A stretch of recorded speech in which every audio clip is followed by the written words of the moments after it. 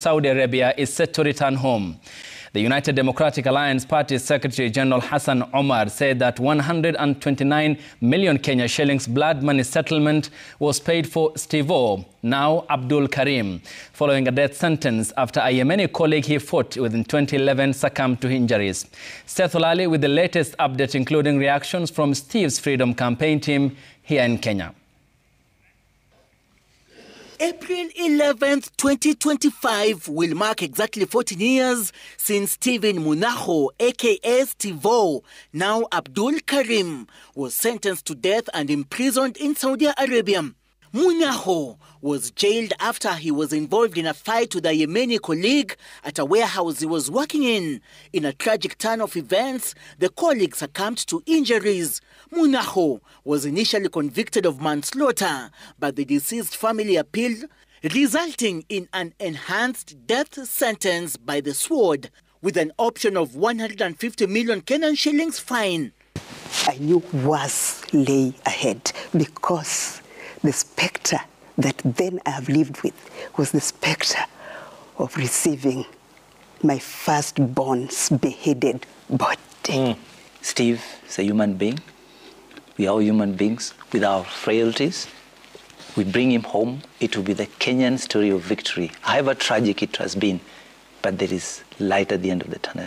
Munyakho is now set to return home following a 129 million shillings blood money settlement paid for his release. UDA Party Secretary-General Hassan Omar, while attending iftar dinner hosted by President William Ruto at State House Nairobi on Tuesday, announced that the Kenyan ambassador to Saudi Arabia, Mohammed Ruwange, and his Saudi counterpart, Khalid Al Salman, had confirmed Munyakho's release. Our ambassador in Saudi Arabia have confirmed that that request has since been honored.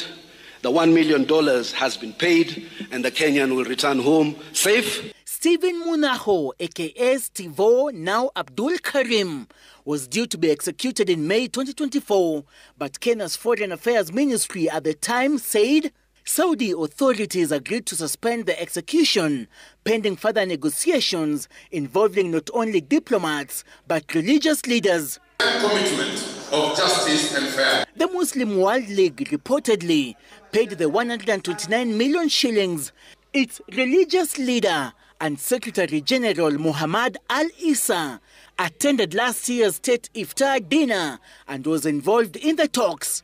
The Muslim World League is a Mecca-based international Islamic NGO that promotes what it calls the true message of Islam by advancing moderate values.